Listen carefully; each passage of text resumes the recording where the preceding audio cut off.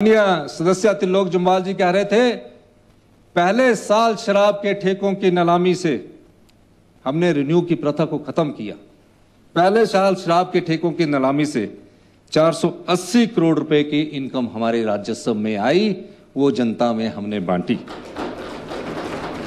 और इस वर्ष जब एक बार नया ट्रेंड चलता है, इस बार 120 से 125 करोड़ रुपए की जो हमारे को रेवेन्यू है, अभी 31 मार्च होना है, तब तक हमको उपलब्ध हो जाएगी। माननीय अध्यक्ष महोदय, हेल्थ सेक्टर की बात कर रहे थे। हम हर साल नीलामी करते हैं। मैं सिर्फ ये कहना चाहता हूं कि अध्यक्ष महोदय, हेल्थ सेक्टर पे पकड़ता हूं। शिक्षा के सेक्टर में हमने और एजुकेशन मिनिस्टर ने मिलकर बहुत बड़ी सुधार किए हैं। हेल्थ सेक्टर में मैं कहना चाहता हूं, क्या हाल है। शांडिल साहब जब भी मेरे पास आते हैं और हमेशा हम जब भी चर्चा करते हैं तो पता लगता है कि पिछले 5 साल में जो 17 से 22 का साल था, आपके वाइफ डॉक्टर थे। अच्छी बात है, हमारे भाभी जी है, पर उनसे पूछना आप जरा, जिस हिम केयर योजना की ये चर्चा कर रहे हैं, हमने बंद नहीं की है। हाँ, ये अभी इन्होंने कहा दे तो नहीं, उसी पर आ रहा था, मुझे पता था आपने ये सवाल करना। किस तरह इस प्रदेश की गरीब जनता का धन लुटा दिया जाता है। हिम केयर में 1200 करोड़ रुपए का देनदारियां इस सरकार ने उन निजी हॉस्पिटलों को भी लुटाई और उन निजी दुकानदारों को भी लुटा रहे हैं। अब मैं आपको ईयर वाइज बताना चाहता हूं। माननीय, आपने योजना शुरू की चुनावों से पहले, अच्छी बात की, हम उस योजना पर कोई टिप्पणी नहीं कर रहे। लूट कहां होती है? जब राजा सोया हो। आपके जनक राज जी बोल रहे थे, डॉक्टर ठीक बोल रहे थे कि भेष बदल कर निकलिए। आप भी भेष बदल कर निकलिए। और जो लोग टिप्पणी हम पर कर रहे हैं कि आप भेष बदल कर निकलिए, 8 सीटें आएगी, 60 आएगी, 40 से बढ़कर 8 आपकी जोड़ देते हैं, 48 यहां कोई आएगी, ये नोट कर लेना। और इसी से ज्यादा बढ़ेंगे। अभी देखा नहीं है आपने। सत्ती जी तो मुझे जानते हैं, रणधीर शर्मा जी भी बहुत अच्छी तरह जानते हैं मेरे काम करने के तरीके के साथ। मेरे से छात्र जीवन से वो एबीपी के प्रेसिडेंट थे, हम एनएसयू के थे। आप चिंता ना करिए। अब हिम केयर जिसकी चर्चा करते हैं, हिम केयर का पैसा नहीं, कैसे लुटाया? इतना पैसा तो आप मरीज को उसके जब आईपीडी में एडमिट होने वाला होता है, उसमें से अगर किसी को 50,000 रुपया भी दे देते, वो अपना इलाज ठीक करवा देता। आपने लुटाने की प्रक्रिया को कैसे जारी किया? हिमकेयर का विवरण देना चाहूंगा। आज तक सरकारी हॉस्पिटल में 500 करोड़ रुपया हिमकेयर में पेशेंट्स के खर्चे पर खर्च किया जा रहा है। 500 करोड़ रुपया।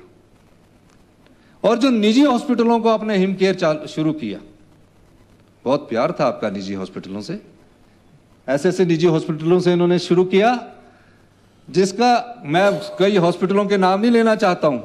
एमबीबीएस करके आए कई डॉक्टर हमारे आईजीएमसी में एमडी कर रहे हैं, एमएस कर रहे हैं, एसआरशिप कर रहे हैं।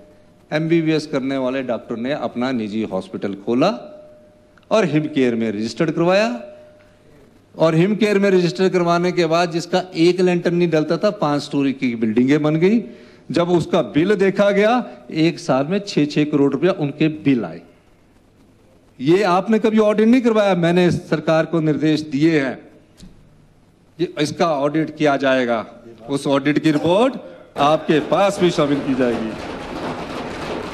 और मैं आपको बताना चाहता हूं, 350 करोड़ रुपया इस जनता का धन का, इन जनता की संपदा का, जिसमें आम आदमी के पैसे का अधिकार था, किसान के पैसे का अधिकार था, गरीब का अधिकार था। 350 करोड़ रुपया उन निजी हॉस्पिटलों को इन्होंने लुटा कर रख दिया।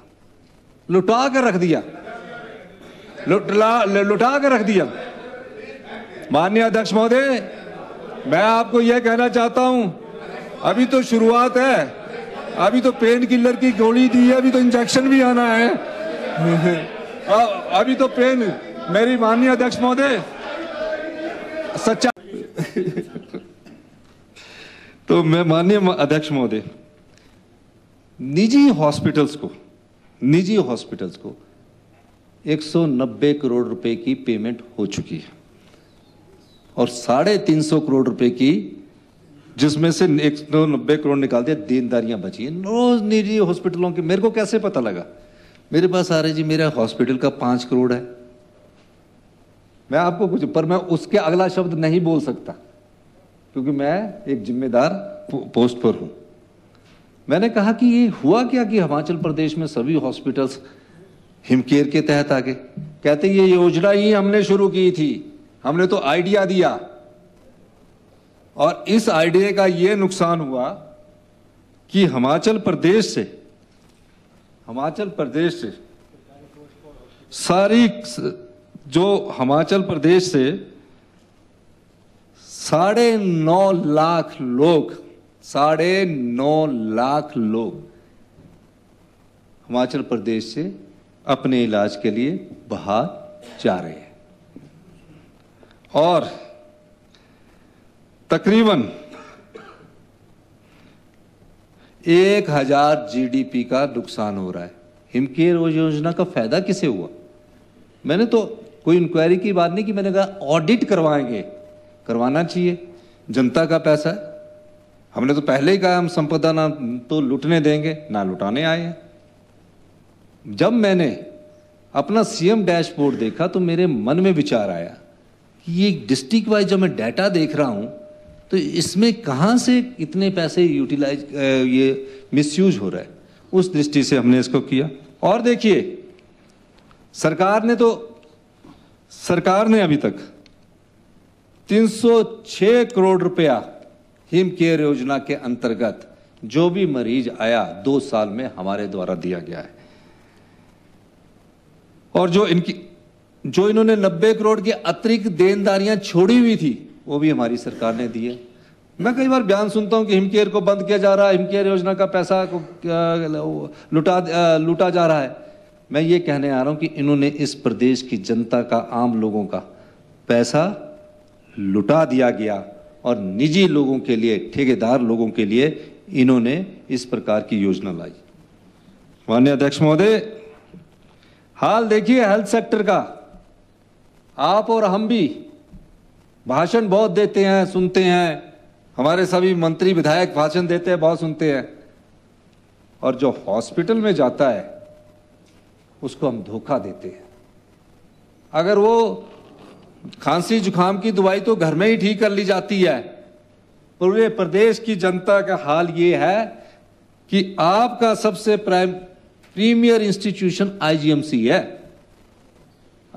है, जहां एमआरआई की मशीन लगी हुई है, 19 वर्ष पुरानी है, 3-3 महीने की लाइंस लगी हुई है, 3-3 महीने की लाइंस लगी है। अब 19 साल पुरानी एमआरआई मशीन से आप क्या पता लगाओगे? आप अंदाजा लगा के बोलते हो कि ये हो गया और उसको रेफर कर देते हो पीजीआई जाकर पता लगता कि बीमारी गंभीर है। वो वहां नहीं पता लग रहा तो हम हिमाचल प्रदेश की जनता को भी धोखा दे रहे हैं। जो 9.5 लाख लोग यहां से बाहर इलाज के लिए जा रहे हैं, हम उनको भी तंग कर रहे हैं, उनकी संपदा को भी हम लुटा रहे हैं। इस प्रकार से इस भारतीय जनता पार्टी की सरकार का शासन 2017 से जो डबल इंजन की सरकार कहते थे 22 तक रहा। माननीय अध्यक्ष महोदय, टांडा में कैथ लैब 11 वर्ष पुरानी है और बाकी जोनल हॉस्पिटल में आदर्श स्वच्छता संस्थान का कंसेप्ट कैसे आया? कई दौर की चर्चा मंत्रिमंडल में सदस्यों से हुई। कर्नल धनीराम शांडिल जी से कई बार हम बैठे, रात के फोन भी हम करते रहे कि हर जगह 6-6 डॉक्टर दे दे। हम लोग भी इसमें कसूरवार है कि हम पहले तो हमने 39 हॉस्पिटल में दिए, इनके भी सिफारिश से आए और हमने उसमें से कुछ ट्रांसफर कर दिए। एनेस्थीसिया का कहीं जहां ऑपरेशन थिएटर है वहां भेज दिया क्योंकि हमने बोला अब करके आया है। इसमें हम सब लोगों का भी, जो ये राजनीतिक लोग हैं जिन्होंने ट्रांसफर करवाए, उनका भी थोड़ा सा सोच विचार करके हमें ये कहना चाहिए कि हमें कैसे अगले आदर्श संस्थान मजबूत करने, और इस दृष्टिकोण से हम आगे बढ़े। मैंने जब राय ली मंत्री जी से किया और पिछले ही कल कैबिनेट में हमने कहा कि पैरा मेडिकल स्टाफ जो है, जो मेडिकल कॉलेज में, वो मेडिकल कॉलेज में रहेगा, और जो डायरेक्ट हेल्थ सर्विसेज का अलग से कैडर बना दिया गया, ताकि मेडिकल कॉलेज में जब कोई ड्यूटी ऑपरेशन थिएटर की लगती है वो सीएससी में ट्रांसफर करवा लेता है। इस दृष्टि से भी हम स्वास्थ्य के क्षेत्र में सुधार कर रहे हैं। अध्यक्ष महोदय, मैं ये बात इसलिए कहना चाहता हूं, अब गांव का कोई व्यक्ति सुबह अपने घर से निकलता है और हॉस्पिटल की लैब में पहुंचता है, जोनल हॉस्पिटल में पहुंचता है, पीएससी में पहुंचता, बोलता है 25 साल 20 साल पुरानी मशीन है, क्या दिखाएंगे? डॉक्टर सिर्फ अंदाजा लगा के बोल देता है कि आपको ये बीमारी हो सकती है, आप टांडा जाइए। टांडा में 15 साल पुरानी मशीन है, आईजीएमसी में 19 साल मशीन है।